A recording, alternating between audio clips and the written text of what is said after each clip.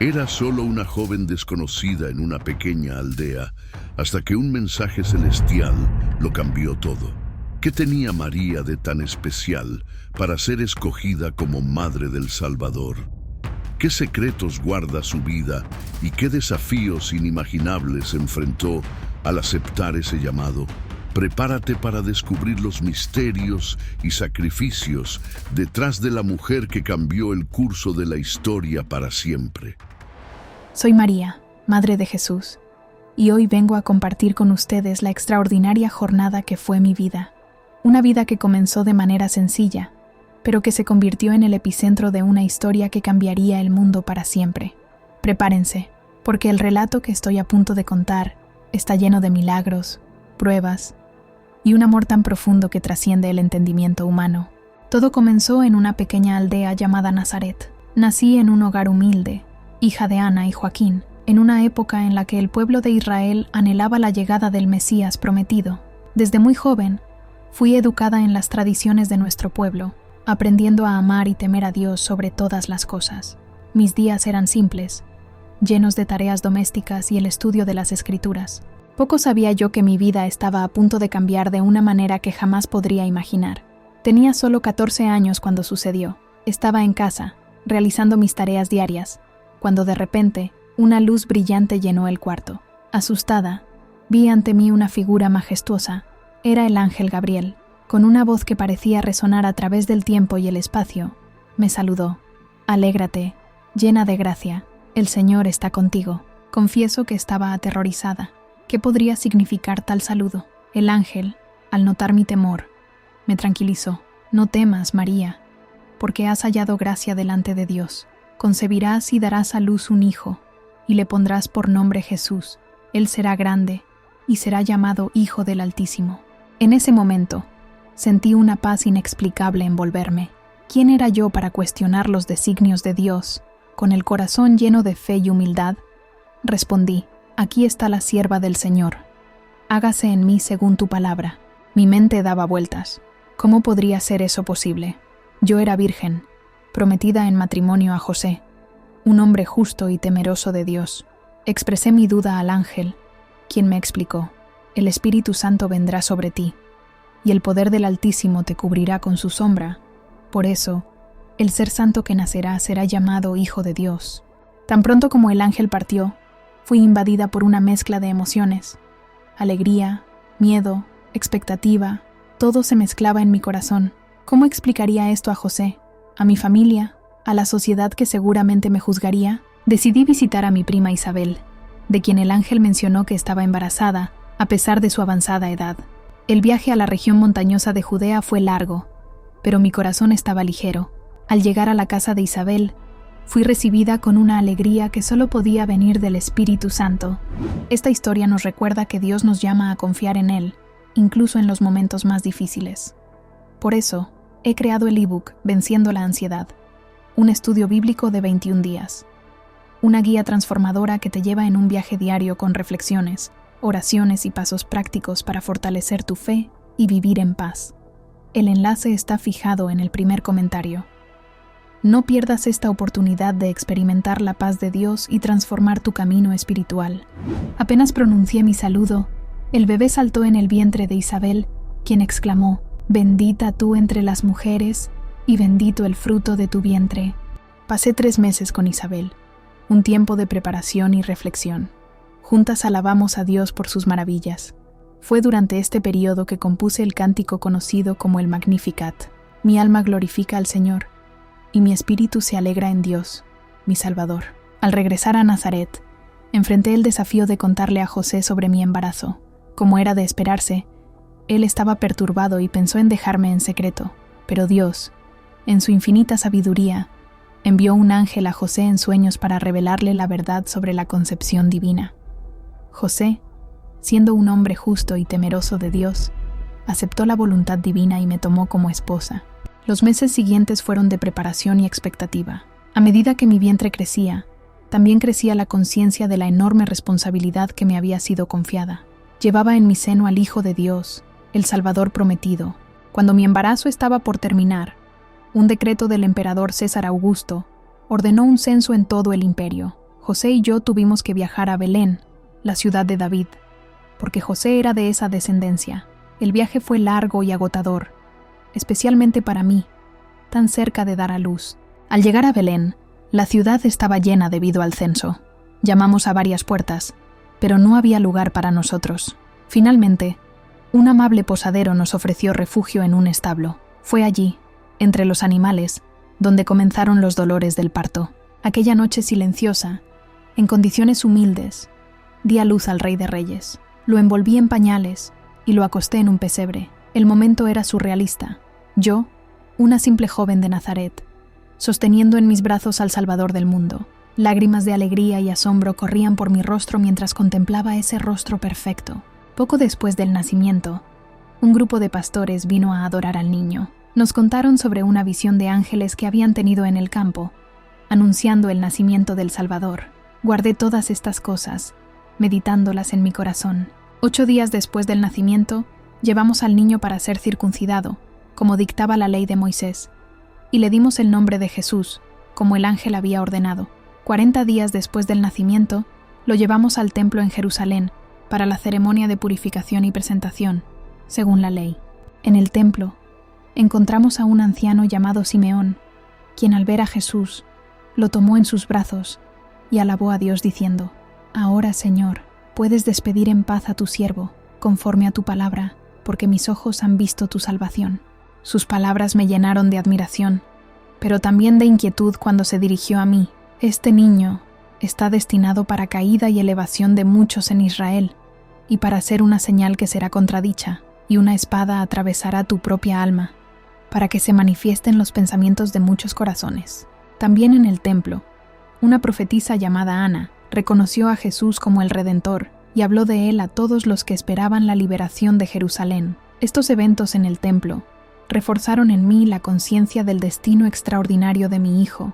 Algún tiempo después, recibimos en nuestra casa la visita de unos magos venidos de Oriente. Habían seguido una estrella buscando al rey de los judíos que había nacido. Trajeron regalos valiosos: oro, incienso y mirra. La visita de los magos llamó la atención del rey Herodes, quien, temiendo perder su trono, ordenó la muerte de todos los niños menores de 2 años en Belén y sus alrededores. Una vez más, Dios intervino. Un ángel apareció a José en un sueño, ordenándonos huir a Egipto. En medio de la noche, partimos apresuradamente, llevando solo lo esencial. La jornada fue larga y peligrosa, pero la presencia de Dios nos guiaba y protegía. Vivimos como refugiados en Egipto por algunos años, hasta que el ángel volvió a aparecer a José, informándole que era seguro regresar. Entonces volvimos a Nazaret, donde Jesús creció. Ver crecer a Jesús era una experiencia única. Él era un niño obediente y amoroso, pero desde pequeño demostraba una sabiduría y un entendimiento de las cosas de Dios que me dejaban maravillada. Muchas veces lo veía absorto en oración o meditando en las Escrituras. Un incidente memorable ocurrió cuando Jesús tenía 12 años. Fuimos a Jerusalén para la fiesta de la Pascua, como era nuestra costumbre. Al regresar, después de un día de camino, nos dimos cuenta de que Jesús no estaba con nosotros. Regresamos ansiosamente a Jerusalén y lo buscamos durante 3 días. Finalmente, lo encontramos en el templo, sentado entre los maestros, escuchándolos y haciéndoles preguntas. Todos estaban asombrados por su entendimiento y sus respuestas. Cuando lo encontramos, expresé nuestra angustia. «Hijo, ¿por qué nos has hecho esto? Tu padre y yo te buscábamos angustiados». Su respuesta me dejó perpleja. «¿Por qué me buscabais? ¿No sabíais que debía estar en la casa de mi padre?». En ese momento, comprendí más profundamente la misión de mi hijo. Los años siguientes fueron de preparación silenciosa. Jesús crecía en sabiduría, estatura y gracia ante Dios y los hombres. Aprendió el oficio de carpintero con José y ayudaba al sustento de la familia. Observarlo en su vida cotidiana era una lección constante de amor, humildad y obediencia a la voluntad de Dios. Cuando Jesús cumplió 30 años, llegó el momento de iniciar su ministerio público. Todo comenzó en las bodas de Caná, donde fuimos invitados. Durante la fiesta, el vino se acabó, una situación embarazosa para los anfitriones. Confiando en el poder de mi hijo, dije a los sirvientes: «Haced todo lo que él os diga». Jesús ordenó que llenaran las tinajas de piedra con agua y que la llevaran al encargado del banquete. Para sorpresa de todos, El agua se había convertido en el mejor vino. Este fue el primer signo público de Jesús, manifestando su gloria. Desde ese momento, la vida de Jesús, y consecuentemente la mía, cambió drásticamente. Comenzó a predicar, enseñar y realizar milagros por toda Galilea. Multitudes lo seguían, maravilladas por sus palabras y acciones. Yo lo acompañaba siempre que podía, observando con admiración y a veces con preocupación. Ver a mi hijo realizar milagros era algo extraordinario. Curaba a los enfermos, expulsaba demonios, multiplicaba panes y peces para alimentar a multitudes, calmaba tormentas y hasta resucitaba a los muertos. Cada acto de poder me recordaba el propósito divino de su venida al mundo. Sin embargo, no todos recibían a Jesús con los brazos abiertos. Los líderes religiosos, en particular, se sentían amenazados por sus enseñanzas y su creciente popularidad. Comenzaron a cuestionarlo, a intentar atraparlo en contradicciones y, finalmente, a conspirar contra él. Hubo momentos en los que me preocupé por la seguridad de Jesús. Una vez, mientras él predicaba, algunos de nuestros parientes y yo fuimos a buscarlo, temiendo por su salud y bienestar. Cuando le informaron que estábamos allí, Jesús respondió: ¿Quién es mi madre y quiénes son mis hermanos? Todo el que hace la voluntad de mi Padre que está en los cielos, ese es mi hermano, hermana y madre. Sus palabras me recordaron que su misión iba más allá de los lazos familiares terrenales. A medida que el ministerio de Jesús avanzaba, se hacía cada vez más evidente que él estaba cumpliendo las profecías sobre el Mesías. Hablaba con autoridad, desafiaba las tradiciones religiosas vacías y mostraba el verdadero carácter de Dios, un padre amoroso que desea una relación íntima con sus hijos. En los días que siguieron, Jesús enseñó en el templo, confrontó a los líderes religiosos y predijo la destrucción de Jerusalén. La tensión en la ciudad era palpable. Yo sabía que algo terrible estaba por suceder, pero no podía evitarlo. Era el plan de Dios desarrollándose. La noche de la Pascua, Jesús se reunió con sus discípulos para la cena. Aunque no estuve presente, más tarde supe lo que ocurrió esa noche. Cómo lavó los pies de los discípulos, instituyó la Santa Cena y predijo su traición. Después de la cena, Jesús fue al Getsemaní a orar. Fue allí donde Judas lo traicionó con un beso, y los soldados lo arrestaron. La noticia de su arresto se esparció rápidamente, y mi corazón se rompió. Corrí a Jerusalén, decidida a estar al lado de mi hijo en su momento de prueba. Lo que siguió fue una pesadilla. Jesús fue llevado de un tribunal a otro. Anás, Caifás, Pilato, Herodes y de nuevo a Pilato. Fue golpeado, burlado, escupido. Cada nuevo ultraje era como una espada que atravesaba mi alma, tal como Simeón había profetizado tantos años atrás. Finalmente, Pilato cedió a la presión de la multitud y condenó a Jesús a la crucifixión. Mi hijo, mi precioso hijo, fue obligado a cargar su propia cruz por las calles de Jerusalén hasta el Gólgota. Lo seguí, con el corazón desgarrado en cada paso. En el Gólgota, presencié el indescriptible horror de la crucifixión. Ver a mi hijo, el Hijo de Dios, clavado en esa cruz era más de lo que mi corazón podía soportar. Permanecí al pie de la cruz, incapaz de hacer otra cosa que ofrecerle mi presencia y mi amor.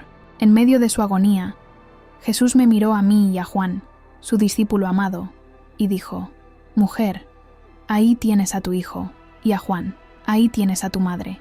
Incluso en sus momentos finales, se preocupó por mi bienestar. Las horas que siguieron fueron las más oscuras de mi vida.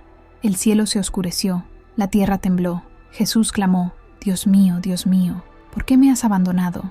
Y finalmente, todo está cumplido. Con esas palabras entregó su espíritu. En ese momento, sentí como si mi propia vida hubiera terminado. Mi hijo, mi Salvador, estaba muerto.